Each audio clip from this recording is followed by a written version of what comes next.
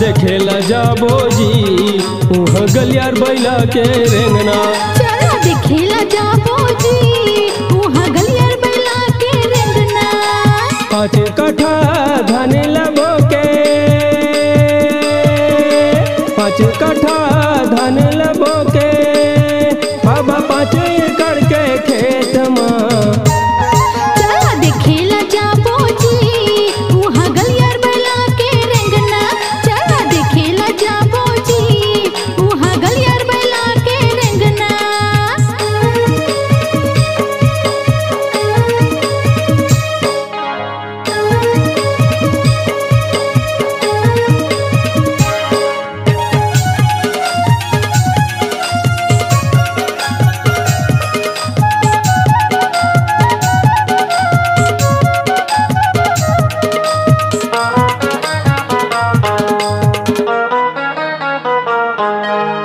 धर्म नांगर वधर तुतारी रेंगा थे बैला है भारी। गुरु के महिमा ला देखे खातिर बर जुरे हवे नर नारी। अधे मनागर अधे तुतारी रेंगा थे बैला भारी। गुरु के महिमा ला देखे खातिर बर जुरे हवे नर नारी।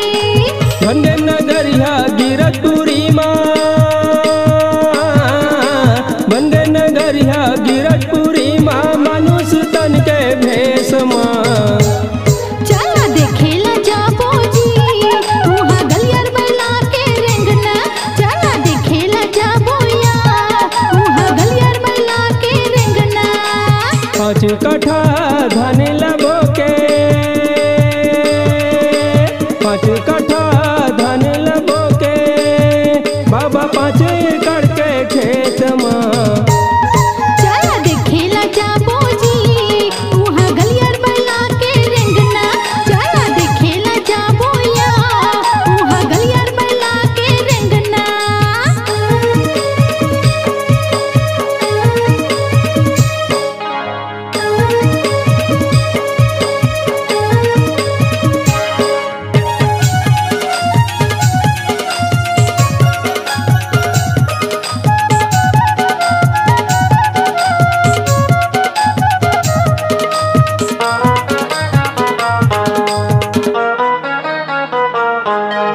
धरकत बेरा ले गलियार बैला रेंगा थे धारी के धारी।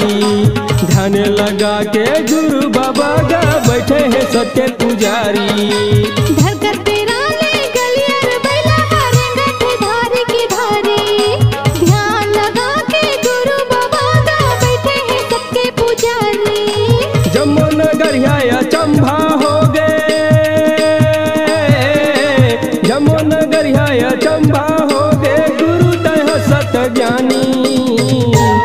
चला देखेला जाबो जी उहाँ गलियार बैला के रेंगना। चला देखेला जाबो या उहाँ गलियार बैला के रेंगना। 5 कट्ठा धान लबो के 5 कट्ठा धान लबो के बाबा 5 एकड़ के खेत में। चला देखेला जाबो जी उहाँ गलियार बैला के रेंगना। चला देखेला जाबो जी उहाँ गलियार बैला के रेंगना। चला देखेला जाबो जी उहाँ गलियार बैला के रेंगना। उहाँ गलियार बैला के रेंगना। उहाँ गलियार बैला के रेंगना। अगर आप अपनी आवाज को एक नया आयाम देना चाहते हैं तो चले आइए मल्टी ट्रैक डिजिटल रिकॉर्डिंग के लिए संपर्क करें HK म्यूजिक कंपनी, कोटा डबरी, चांपा, छत्तीसगढ़। मोबाइल नंबर है 9329238487 और 8085380339।